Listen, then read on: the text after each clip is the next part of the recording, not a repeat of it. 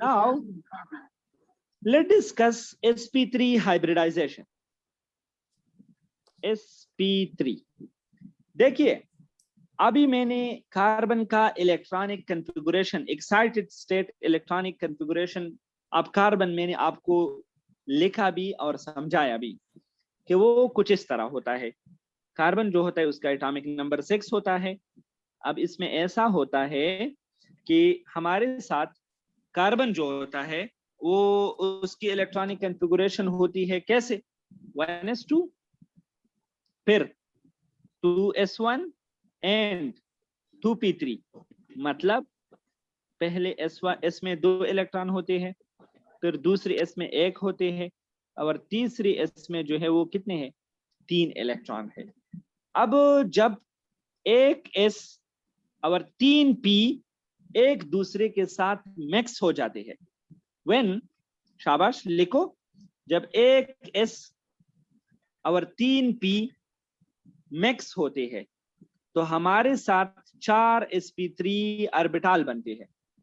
एक S और 3p जब एक दूसरे के साथ मिक्स होते हैं तो हमारे साथ 4 sp3 ऑर्बिटल्स बनते हैं। कितने, 4। देखिए, ये जो ऑर्बिटल में लिख रहा हूं डायग्राम में, ये जो मैं रेट कर रहा हूं डायग्राम में, ठीक है, अब इसको देखिए, ये चारों के चारों इस तरह होंगे, 1 2 3। इन चारों का शेप सेम है कि नहीं है? लेकिन अगर आप इधर देखते हैं, इधर S है और इधर जो है P है, S और P का शेप तो हमें पता है डिफरेंट है, ठीक है। तो डिफरेंट शेप और डिफरेंट एनर्जी के ऑर्बिटल एक दूसरे के साथ मिक्स होते हैं और हमें सेम शेप और सेम एनर्जी ऑर्बिटल मिलते हैं। आप समझ गई ना? ठीक है। तो अभी आप देखो, एक S है और 3p है, तो टोटल अनहाइब्रिडाइज ऑर्बिटल कितने हैं, 4। 4 और जो हाइब्रिडाइज ऑर्बिटल बन गए वो कितने हैं, 4 वो भी 4 है। तो इसीलिए मैंने आपको बताया था कि हमारे साथ जो नंबर ऑफ अनहाइब्रिडाइज ऑर्बिटल है वो अक्सर या वो जो है हाइब्रिडाइज ऑर्बिटल के बराबर होंगे। आप समझ गई? अगर आपको मुश्किल आता है कि हमें कैसे पता होगा कि कितने हाइब्रिडाइज ऑर्बिटल बनेंगे, तो मैं आपको एक सादा सा तरीका बताता हूं। शाबाश, इधर देखिए, sp3 है, sp3 में s कितने हैं, 1 शाबाश 1, और p कितने हैं, 3 3। तो 1 और 3 को जब आप जमा करेंगे तो क्या जवाब आ जाएगा, हाँ 4 4। तो इट्स मीन कि sp3 ऑर्बिटल 4 होंगे। sp3 ऑर्बिटल टोटल कितने होंगे, 4 होंगे, ये आप याद रखो। अब मैं आपसे एक क्वेश्चन पूछता हूं, अगर मैं 100 sp3 ऑर्बिटल बना रहा हूं, अगर मैं 100 sp3 ऑर्बिटल बना रहा हूं, तो उसके लिए मुझे कितने परसेंट आप S की जरूरत होगी, 25%। और P की कितनी परसेंटेज हमें जरूरी होंगी, 75 75%। अब समझ गई? अगर मैं एक sp3 ऑर्बिटल बनाना चाहता हूं तो मुझे 1/4 और 3/4 P की जरूरत होगी।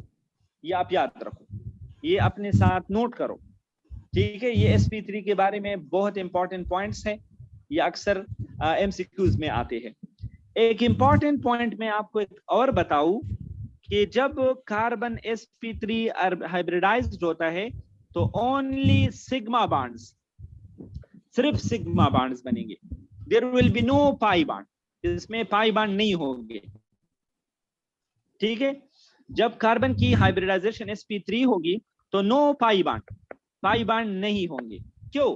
क्योंकि there is no unhybridized p, क्योंकि इसमें p अनहाइब्रिडाइज्ड p नहीं रह गया है। जितने p थे सारे के सारे p जो है वो हाइब्रिडाइजेशन में इन्वॉल्व हो गए हैं। आप समझ गई? अब उसके साथ साथ एक और पॉइंट जो मैं आपको बताना चाहूंगा वो ये है कि the bond angle, the possible bond angle should be almost 109। जब sp3 हाइब्रिडाइजेशन होता है तो तकरीबन 109 डिग्री एंगल बनता है।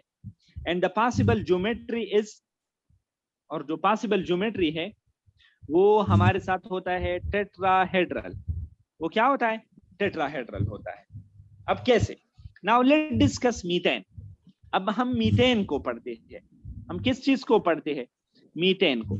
देखिए मीथेन में कार्बन है, ठीक है, उसमें कार्बन है, और वो कार्बन जो है वो sp3 हाइब्रिडाइज्ड है, ठीक है। वो कार्बन क्या है? sp3 हाइब्रिडाइज्ड है। तो sp3 हाइब्रिडाइज्ड ऑर्बिटल टोटल कितने होते हैं? शाबाश, जल्दी करो। 4। ये हो गया 1, ये हो गए 2, ये हो गए 3, और ये हो गए 4। Total sp3 orbital are 4। अब देखिए हर ऑर्बिटल में एक एक इलेक्ट्रॉन बैठा हुआ है।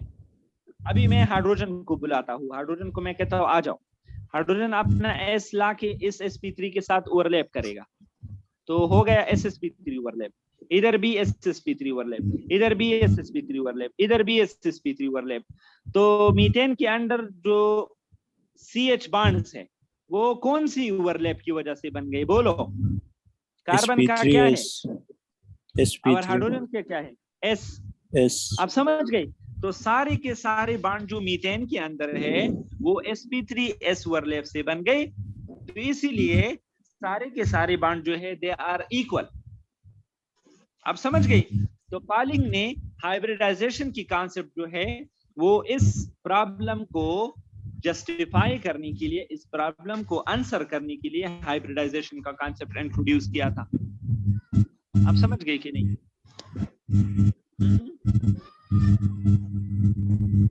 वो सही है।